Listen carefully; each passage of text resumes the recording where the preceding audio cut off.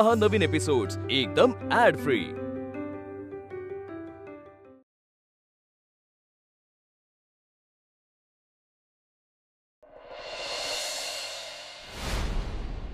हे बघा नूतनताई, आपण खरंच शांतपणे जरा शांतपणे?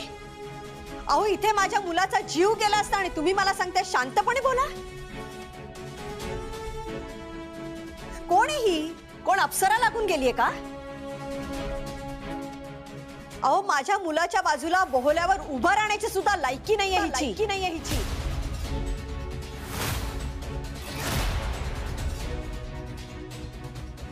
कोण कुठलीही मिडल क्लास मुलगी माझ्या मुलाशी लग्न करण्याचं स्वप्न बघते? ते तर मी होऊच देणार नाही आणि याचा मी विचारही करू शकत नाही। काय आहे ना, माझा मुलगा खूप साधा भोळा आहे हो। कुणावरही पटकन विश्वास ठेवतो।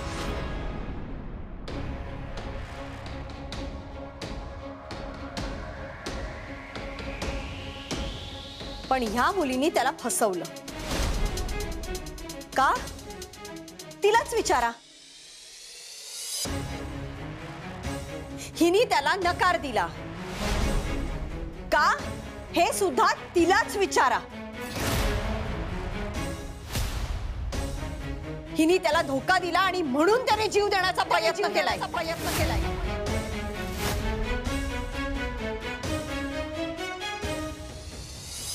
नाही, हे बघा, हे खोटं आहे। ताईची यात काही चूक नाहीये। तू तर एक शब्द बोलू नकोस। तुझ्यामुळे लग्नामध्ये खूप गोंधळ झालेत आणि ते मी स्वतः बघितलेत।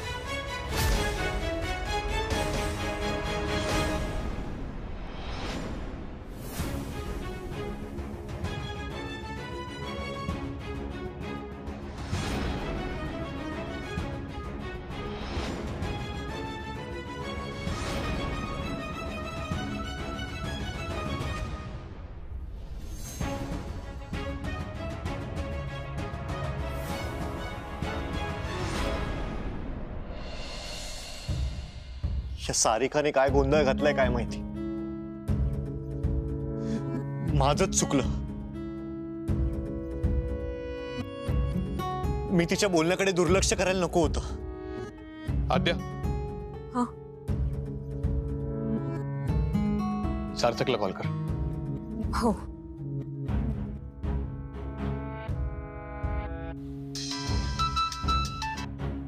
हॅलो हॅलो सार्थक। हाँ बोला द्या।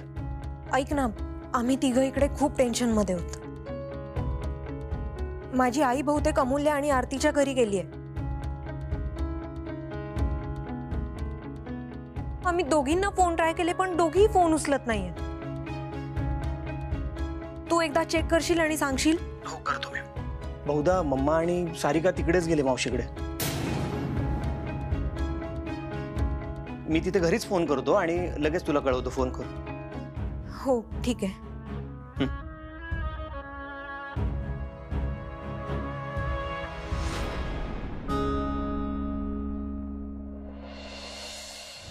लग्नामध्ये माझ्या आईचा हार मिळत नव्हता, तो हिच्याकडे मिळाला।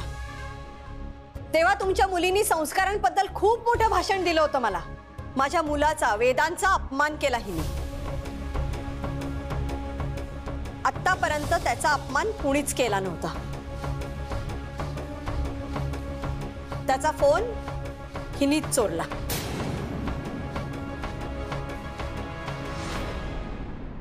तरीही मी काही बोलले नाही, फक्त माझ्या आईमुळे आणि ह्यांच्यामुळे। कारण लग्न आमच्या घरचं होतं। माझ्या आईवर ह्या मुलींनी काय भुरळ घातली होती देव जाणे।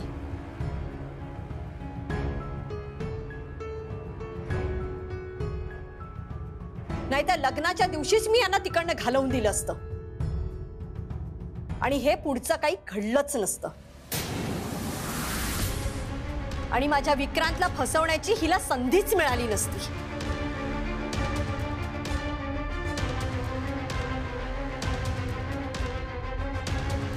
तुम्हीच आहात ना आरतीची आई? हेच का तुमचे संस्कार? साधी राहणी उच्च विचारसरणी, का साधी राहणी आणि विचार मात्र लुबाडण्याचे, फसवण्याचे?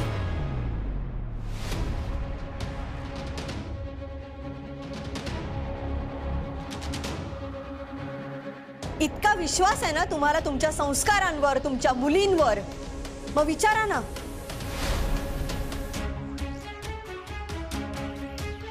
त्या जर खऱ्या होत्या तर त्या खरं का नाही बोलल्या?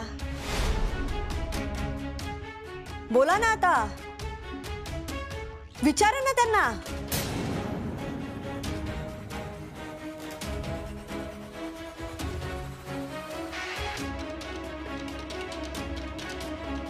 ही दिसायला गाय नाही, नाही गोगल गाय, पण विंचवासारखी माझ्याच मुलाला डसली.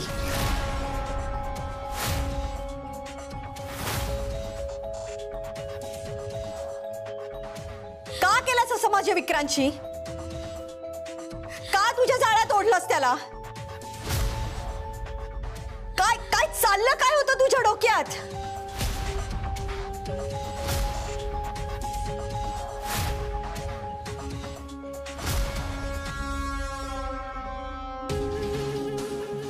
का तुमच्या सगळ्यांचा प्लॅन होता हा?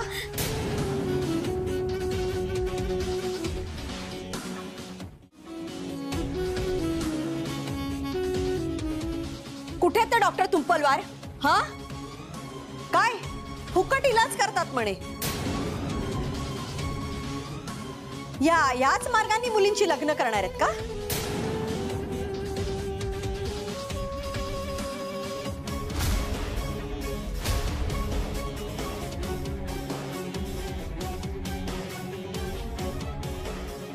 हे बघा, झालं ते झालं, पण मला माहित नव्हतं म्हणून झालं.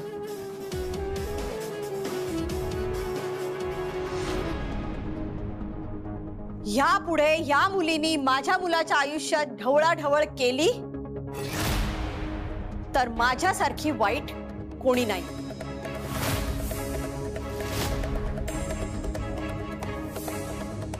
आरती, काय म्हणतायत या?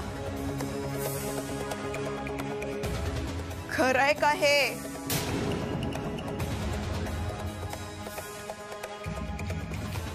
मावशी, मावशी तू ना एक नंबरची भोळी आहेस.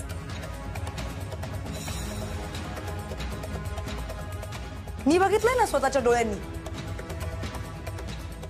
सार्थक दादाच्या लग्नात या दोघींचं काय चालू होतं ते.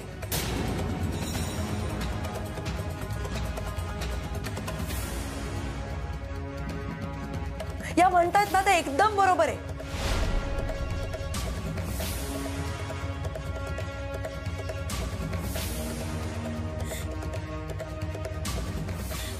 या जे काही सांगतायत ते खरंय? अगं मावशी, मी खरं आहे का नाही? आई हे बघ, मी तुला सगळं समजावून सांगते. तू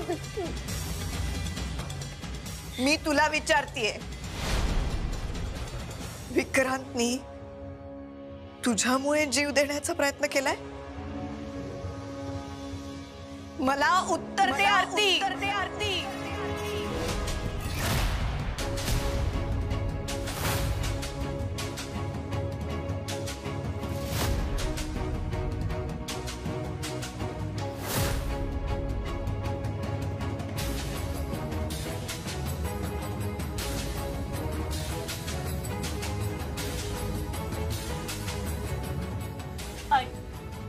आई हे बघ, जे काही झालं ना मी तुला नीट समजावून सांग. वा वा वा वा, नाही मस्त चाललाय आई आणि मुलींचा ड्रामा. मी इथे काही खरं खोटं करायला आलेले नाहीये.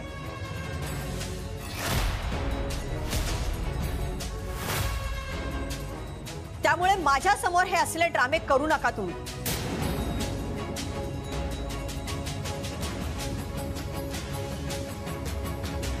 काय कळतंय ना? ही असली नाटकं माझ्या समोर करू नका. तुम्हीच फूस लावली असेल तुमच्या मुलीला श्रीमंत नवरा गटवण्याची. मला कुणाकडूनही कुठलंही स्पष्टीकरण नकोय. मी इथं एवढंच सांगायला आले होते की यापुढे तुमच्या मुलीनी आरतीने माझ्या मुलाचा नाद सोडला नाही तर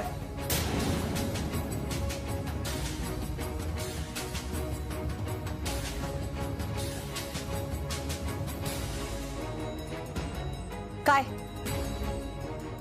सांग, माझ्या विक्रांचा नाद सोडणार आहेस की नाही? अजूनही उत्तर देत नाहीये ही. मान खाली घालून उभी आहे, पण मनामध्ये खलबत सुरूच असतील. अगं तुझ्यामुळे माझ्या विक्रांनी जीव देण्याचा प्रयत्न केलाय. तुझ्यामुळे आज मी माझ्या पोटचा गोळा गमावणार होते.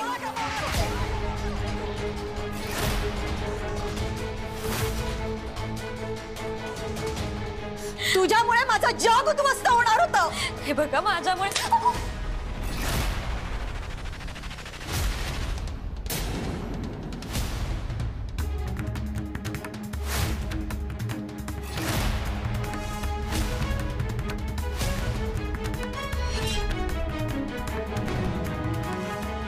दादा, आपण आरतीच्या घरी गेलो असतो, पण आता तिकडे सार्थकची ममा पण असणार आणि सार्थकच्या पप्पांना पण नाही आवडणार मी याविषयी काहीही बोलले तरी.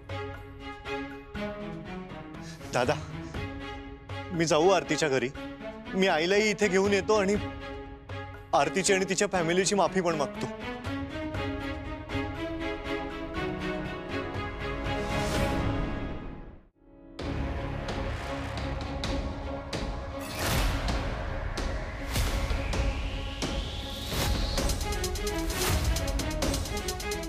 खबरदार माझ्या मुलाच्या समोर आलीस तर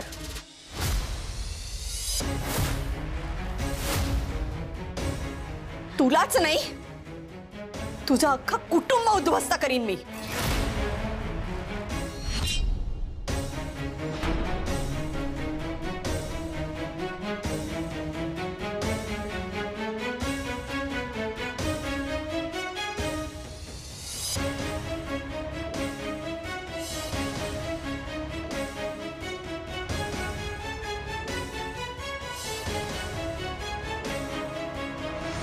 नको, माफी वगैरे नको आता.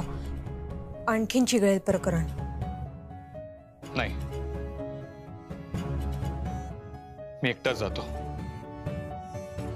नको दादा, तू पण नको जाऊस. अगं पण आपल्याला कळणार कसं तिकडे नेमकं काय चाललंय ते? आणि रागाच्या भरात आईचा बीपी वाढला तर?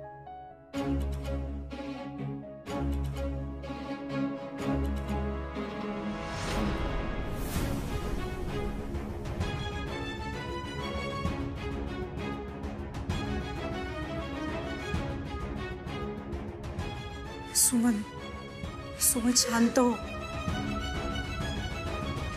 आरती बाळा, आता तरी काहीतरी बोल. आता नाही बोलणार ती, कारण बोलायला जागाच ठेवली नाहीये तिने.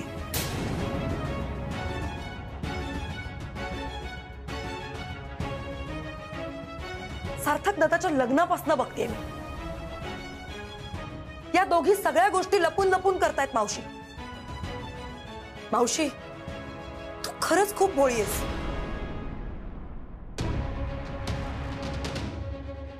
तुला अभिमान आहे ना तुझ्या मुलींचा, पण मी सांगते या दोघीही आतल्या गाठीच्या आहेत.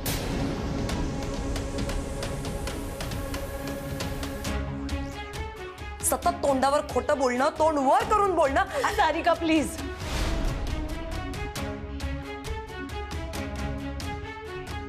मी तुझ्या पुढे हात जोडते. प्लीज मला माझं तोंड उघडायला लावू नकोस. तू जे करतीयस ना जे करत आलीयस त्याचा पाढा मला मावशी समोर वाचायला लावू नकोस प्लीज.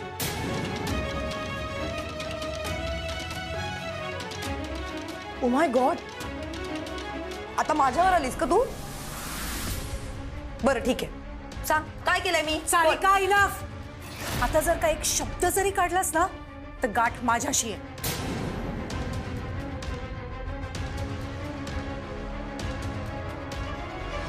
सुमन,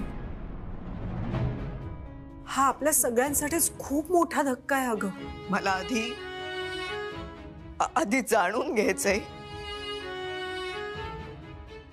या धक्का नक्की काय आहे.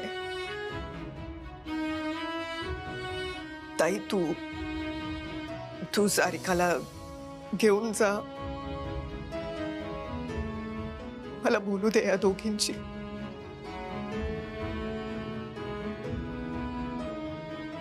कधीच कोणी आयुष्यात एवढा अपमान केला नाहीये ग ताई.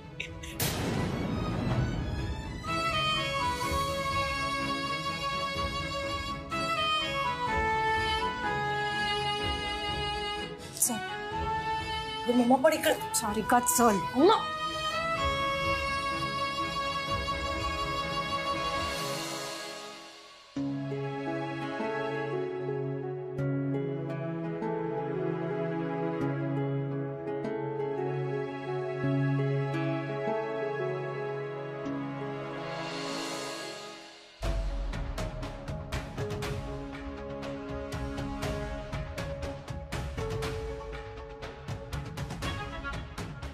आद्या, आम्ही जाऊन येतो अमूल्याकडे. ओके. चल. दादा एक मिनिट. विक्रांत, तू तिथे जाऊन काही बोलू नकोस. आणि दादा, तू पण प्लीज शांत राहा. आईला घेऊन लवकरात लवकर घरी ये. चल.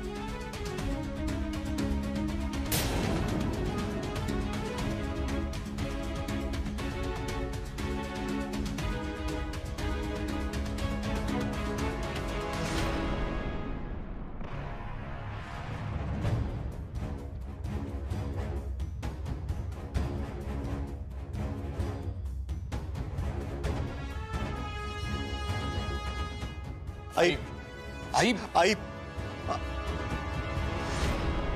आई चूक माझी आहे.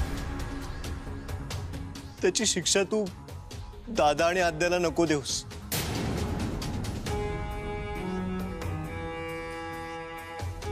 हवं तर मला शिक्षा दे, पण असा आबोला नको ना ग धरूस. जे काही घडलं त्यात दोषी मी आहे आई. त्याची शिक्षा तू सगळ्यांना नको देऊस.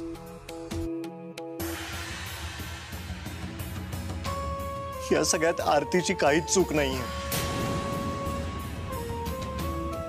माझं खरंच खूप प्रेम आहे का आरतीवर. प्रेम आहे का आरतीवर. प्रेम आहे का आरतीवर. प्रेम आहे का आरतीवर.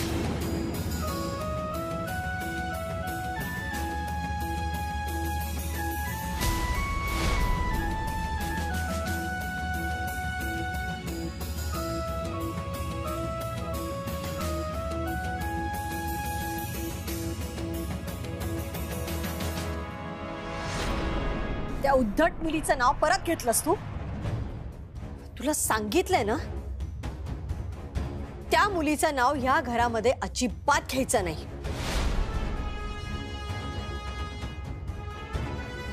त्या मुलीच्या घरी जाऊन आले मी. चांगलं खडसवलंय तिला. तुझी सासू सुद्धा होती का तिकडे?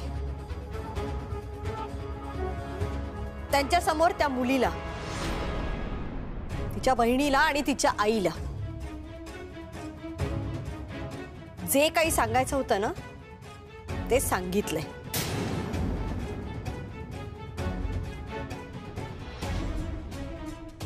त्यांची डोकी ठिकाणावर आली असतीलच.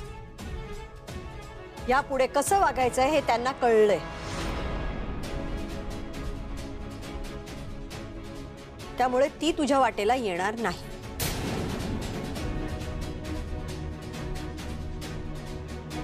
आई आई म्हणू नकोस मला. आणि यापुढे या नावाने कधीच हाक मारायची नाही. तो हक्क केव्हाच गमावलायस तू. आई प्लीज शांत हो ना. सध्या तरी ते शक्य नाही. आणि मी कोणालाही कुठल्याही प्रश्नाचं उत्तर द्यायला बांधील नाहीये. कारण मला कोणाला काही सांगावंसच वाटत नाहीये. आणि का सांगायचं? तुम्हाला सगळ्यांना सगळं माहिती असून सुद्धा तुम्ही मला कोणीही काही सांगितलं नाही. त्यामुळे मला आता काही विचारायचं नाही.